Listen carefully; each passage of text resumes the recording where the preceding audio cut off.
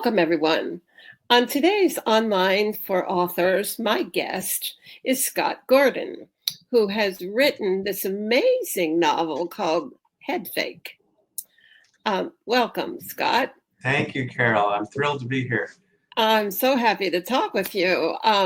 This novel really took me. I worked with students many years, and I know that, the students that are in this book are not the same that I worked with. A lot of them have been in prison. Some of them, many of them have mental illnesses. But just the whole idea of working with these kids and having ideas come from them to you, and it was just fascinating for me. I think that before we begin, why don't we have you give us the little explanation about what you describe the book to be? So it's a story of high schoolers and their coach creating a basketball team that may save them in ways therapy and medication can't. And it's a story of found families. It's a story of mental illness, of course, but it's a story of connections, a story of love. It's about really kind of finding your people. And you had experience with all of this because you did work with students in your career before you wrote this book. I think, were you a youth advocate? Is that what I understand? Yeah. And you worked with juvenile offenders. Yeah. Is that where you got the inspiration for Head Fake? Absolutely. Yeah. When it was an interesting story when I did not have the background to work with these children, but somehow they needed men because there were so many women in the field. They needed men to come in and work with some of the more difficult boys. And, I decided to give it a try, and I was trained by these unbelievably skilled, educated youth advocates.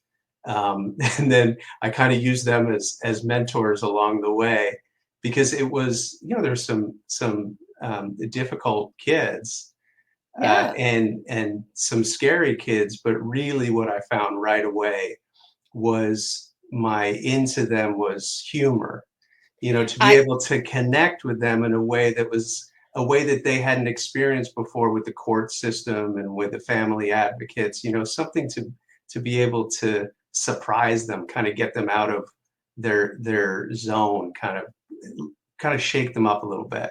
I loved reading about how you discovered that humor would work that way for that population of teenager. With that 15-year-old boy who was bipolar, explain to everyone. Tell us about that. So I had my first client, of course. So it's home based. So I picked him up at school, and he got into my car and he said, I can make you disappear. And I was like, uh-oh. But I turned around and I said to him, oh my God, that's so fantastic. You're a magician? I love magicians. Let's do this trick. And he looked at me like, what, are you crazy? And then he laughed, like he was kind of like, okay, I wasn't expecting that. You got me.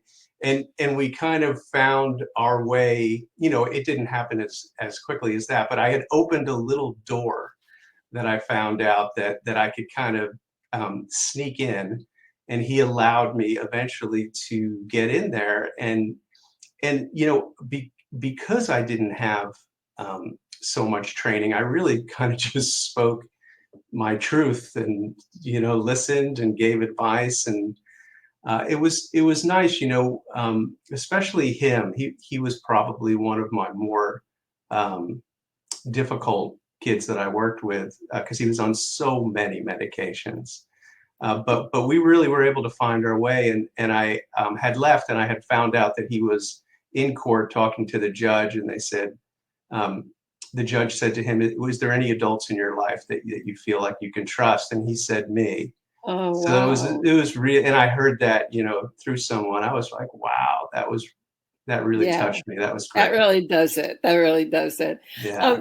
Explain how the Friedman Psychiatric Hospital and this school that these teenagers were enrolled in worked. How did that work? So the school is part of the hospital, Ah, and it's a program where they took high risk kids. So kids that were at danger of being removed from their home, and also who were experiencing some kind of mental illness.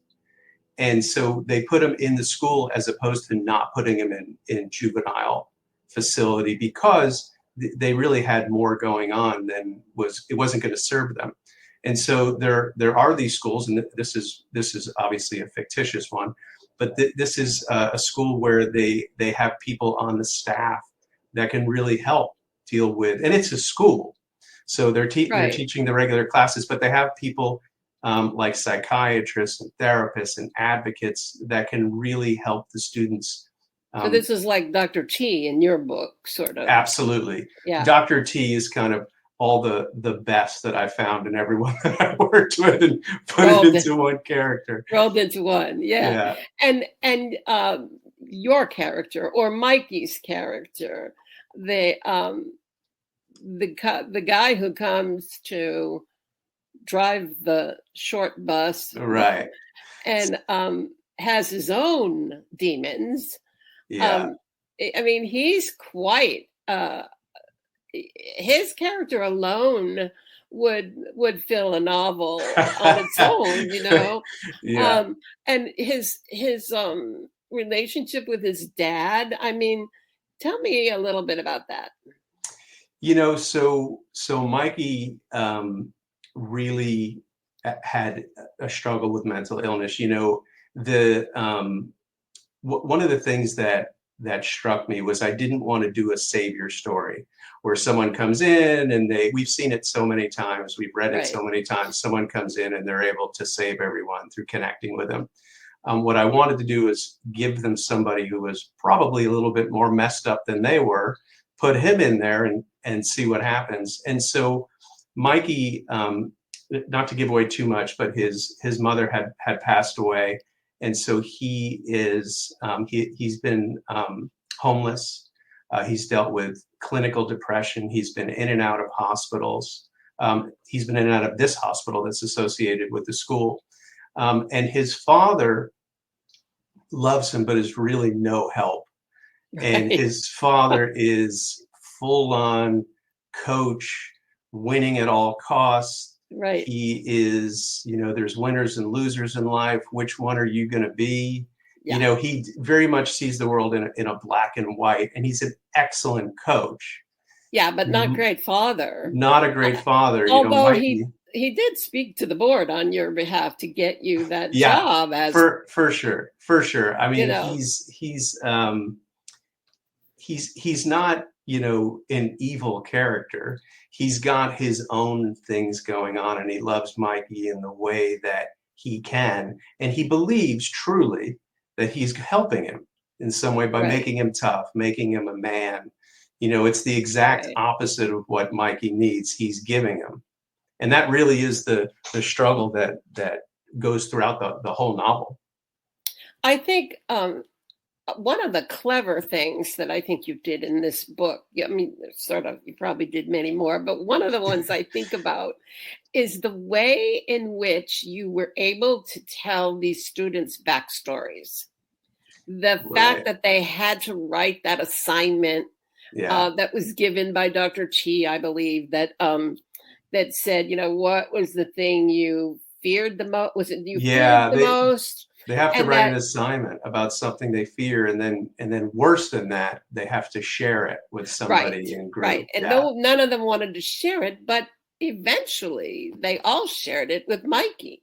Yeah. Who they actually became a support staff to, who they rallied around Mikey. I mean, instead, it kind of, they turned around. So I loved reading their stories, and oh my God, the things that happened to them.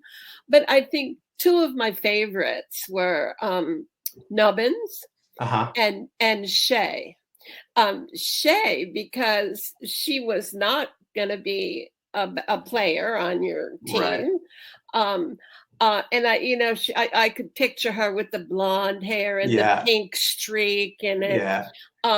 But the fact that she was so serious and she had all the stats of how it would work and what, she was, I think, one of the stars of the young. As a matter of fact, without giving away anything, she really is the reason that they were able to be even a little bit successful, because with her skill and her knowledge of the game, and she's a genius. As a matter of fact, in the beginning, Mikey realizes what a genius she is and wants to ask her advice on everything because she's so smart.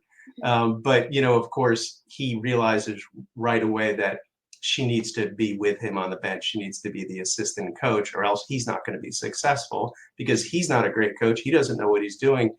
This girl really knows what she's doing. She did, but she also was not, it wasn't easy for her to get the position because she also had her demons. And one of the things with all of these players was that they could at any moment turn and be a danger to themselves or to each other.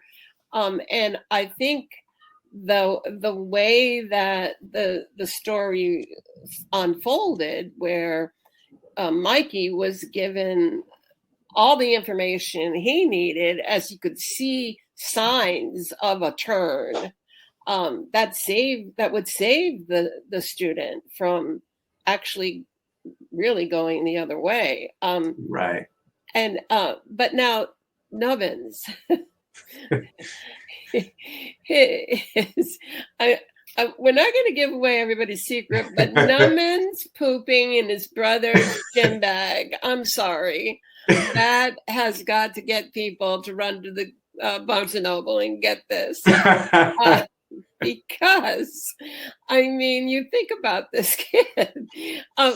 So you got to give it a little more background. So why would he want to do that? So Nubbin is one of my favorite characters. He is actually he's very short but an excellent basketball player and can see the court, and he's very good. Now his brother is probably the best basketball player in the state. Right. And so he's trying to connect with his brother, who's his stepbrother, and he decides that he's going to do it through basketball. And he practices this one shot over and over and over and over again. And finally, when his brother and his friends are outside, he goes and he makes that shot, and it is still rejected. And so because he has, one of the things he has is his stomach gets off when he is anxious or depressed or on the verge of some kind of mental health crisis. He ran up to the bathroom and he saw his brother's gym bag there, and he decided to punish him. And so as soon as he did it, of course, he realized that was just the absolute wrong thing to do, but something that couldn't be undone, we'll say. And of course, this thing that he was so embarrassed about is the thing that gets out into the world that everybody knows about him, that he's embarrassed about. So, yeah. Right, and then I promise you, it's not all pooping in bags and. Oh no! There is stuff there that like I said, we don't want to give it away. There's just too many stories. Stunt driving and the kid who had the neighbor dog, and just stories that heartwarming stories about why things just showed up for these kids. But I also noticed that these kids played with their t-shirts on. They didn't have uniforms, at least not at the beginning, certainly. Right. And they had, where did they put their numbers there? But not numbers that they picked. They picked, first of all, they had just numbers, right? Was that their patient number? So they had numbers that they had put on their back, just, number 5, number 7, because they needed numbers, and they really weren't an official school. It was very recent that they had joined this league, and the school wasn't really sure that it was going to work. However, they realized, one of the referees came up and said, you need your name on the back. And so they had always had their name on the back, but decided not to put it on their back for these games because people were making fun of them, getting Right. online and writing about them. And so they tell Mikey that they need names on the back in order to continue with the game. And so Mikey goes to them and says, sorry guys, we got to put the names on the back.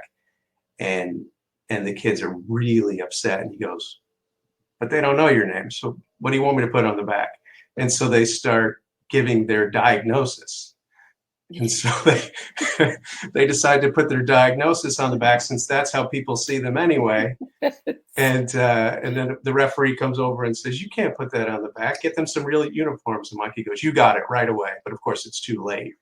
So they play with that. And there's some symbolism there that I play with. Right. But then Mikey ends up getting the money somehow himself.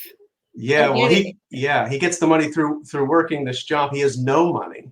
Right. His whole reason for taking this job initially is to get enough money to get out of his father's house. But he realizes they need uniforms, so he goes down to Santee Alley, which is a place in Los Angeles, and buys them, one uniform top each that is really nice and kind of changes their way that they see themselves. Of course. And now they have, I think the fact that these students had not won a game at all before Mikey came around, they didn't believe they could win. And Right. Mikey tells them, you're going to win a game before this year is out. Right. And then Dr. T gets onto that right away. Well, yeah, it's really not what you're supposed to do. How dare you break this code? And so now they're convinced that, they're going to win, or at least they're hyped. They're hopeful. Yeah, they're hopeful. That and Shay is sure. I mean, yeah. They look at her and she's got it. She's the voice of reason for them. Yes.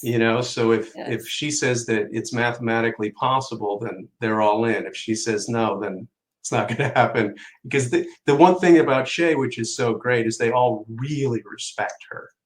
Yeah. Some of them really like her too. Yeah. Well, one boy in particular right. is in love with her. So, but she's a great character. I really like her. Yeah. The characters in this book are stellar. Thank you. I couldn't have, if you sat down and said, okay, let's come up with some characters. These are amazing characters. Each one of them could have their own story. Yeah, I've had a lot of reviews saying that they need their own story. So I know. Are you thinking about a sequel? Well, I wasn't, but I have a lot of people reaching out to me that have read the book and they have very strong ideas. One is, where are they in 5 years? What's the next season? Can we follow the characters into their lives with a book? Yeah, do they have a blog? Right, exactly. It's funny because I realized that I had to get into these kids' heads, and I had to really hear from them, and I had to, and that was the way that I chose to do it with the assignments. And I think it's one of the things that, and it's not a huge part of the book, but it's one of the things that have really resonated with readers in a way that's been thrilling for me. So there's some thought to possibly do There it. is. There is. Good.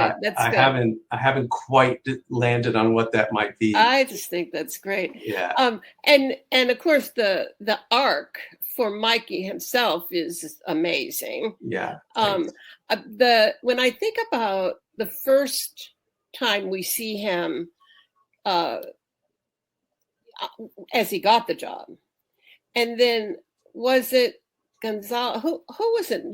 That gave him Gonzalo. Yeah, he sort of used, because Mikey has no phone, he has no money, right? He doesn't know where he's going to pick up these kids. Oh, right, when he goes to pick up the kids. Yeah. And then he's got to figure out, how am I going to get there in time? And then these kids, they think they've got a fool here, so they're gonna tell him, listen, if you don't get them here at a certain time, they get punished like this, which is bull. But anyway, Mikey believes him, and so he's into a cold sweat. And but the student gets him.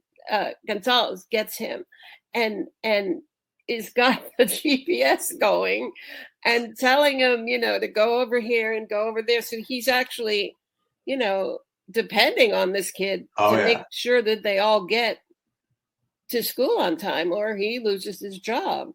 So it's amazing that, by the end of the story, they're all depending on him now. And, then there are moments when you wonder, is he going to come through? Is his own illness going to, make a huge difference, and he won't be able to get them where he thinks they should be? Or so there's moments where you're like, I got to turn the page. I can't turn it off tonight. I got to watch this because it's funny. One of the fantastic things that a lot of the reviewers are saying is they read it in one night. Yeah. And it kept them up, which to me, that's when I'm reading, that is my absolute favorite type of book, is when I'm like, you know what, a few more pages, then I'm going to bed, and I just keep going. So I'm really happy that I got that. And like I said, this is not a book. This is not a savior book. Mikey is arguably more messed up than any of the kids. Right. But somehow putting them all together works. Yes. And the it's an interesting thing, because I don't outline when I write. I kind of just get it out, and I wasn't sure how it was going to work. Now you have a name for that. It was a strange name I hadn't heard of. A discovery writer. A discovery writer. See, I've only heard of the plotter or the pantster. Right, the plotter or the pantster. Plotter or the pantster. And so you're kind of a pantster, but this is a much, much elegant word, more elegant word, a discovery writer. Yeah. And the book that I'm writing right now is fiction, and it's mystery. And I said to a friend recently, I thought that I used to be a plotter because I was a TV news producer, and I did a lot of documentary work on television, and I know you did work on television. But I was always doing nonfiction, and it always was plotted, And my first books were cold case mysteries, so they were plotted. Oh, yeah. But now these are cozy mysteries that I'm in. And so this last one, I said, I'm just going to be a pantster. I'm going to see what happens. And so I found myself telling this friend a couple of days ago, I'm not a pantster anymore. I'm a discovery writer. Well, everyone's different, but for me, it's very exciting to write something that you don't know where it's going. Because you surprise yourself, right? So you're like, wow, I can't believe that's where it went. Of course. I have this writers group, and they were reading a chapter last week, and then they said, we can't wait to see where this goes. And I said, you and me both. Yeah. Who knows? It is kind of crazy. Now, if our listeners and viewers are interested in more about this book, they can go on Facebook to Novels and Latte, because they might even be able to win a copy of this book. Right. But going on, what are you working on now? So I'm working on a few different things. One is I'm working on the screenplay. So I have some people interested out here in LA. That is a far cry from actually having it move forward, but we are in the beginning process of that. So I hope that knock on wood, that's going to happen. Oh, that would be great. Yeah, and also I've written a pilot called 5150, which is, if you know from the novel, is it's police code in LA for involuntary psychiatric commitment. Right. And it's a pilot about psychiatric hospital in South Central. So Wow. that's two. And then taking a step out of the mental illness world, I am very, very close to finishing a first draft of my next novel, which is called The Legend of Adam Finkelstein. And it is Adam Finkelstein. It's a comedic story that takes place in the 80s about a filmmaker on a journey through India where religion and myth collide in very humorous ways. So sounds fun. It's been really fun for me to write. And again, I'm in the first draft, so I am definitely discovering what the story wants to be. You know, it's my next draft, the second draft, where form really kind of nudges its way in, and I start to figure out kind of the structure of the story and where it's going to be. I forget, there's some famous sculptor had once said that, they take a block of rock and remove everything that isn't the piece, right? So that's kind of my first draft to second draft feels a little bit like that. Wow. Yeah, I hear you. Well, it sounds to me like you're in a great space. Yeah. That you're having fun with what you're doing. And I did want to ask about Mel Brooks. So, yes. So we have two dogs. One is named Mel Brooks because he is very, very funny. And he is a 16-pound, they're both rescues, but we think he's a 16-pound like Shih Tzu. And then I have Khaleesi, and she is from Game of Thrones, the small blonde who is in charge of everybody. She's blonde and 5 pounds, and she's in charge of the family. So that's the yeah. Well, I don't know, Scott, I'll tell you. they were trying to get in on this interview, so yeah, I'm sure if I didn't live on the other coastline, I would stop in on the weekend just to see how things were going, because I would love it. Things are certainly fun at your house. We do have a good time. I have enjoyed having you here today, and I wish you luck with whatever you're working on beyond this. And I will be looking for a sequel. I got to find out what's going on with Shay. So please keep in touch and let me know. And I'm sure all of our viewers will be interested as well. Thank you, Carole. It was a real pleasure. I appreciate it. Thank you for listening to Online for Authors, where I, Terry M. Brown, author of character-driven fiction and host of the podcast, introduce readers to characters they'd love to invite to lunch. Tune in next Tuesday for another podcast episode.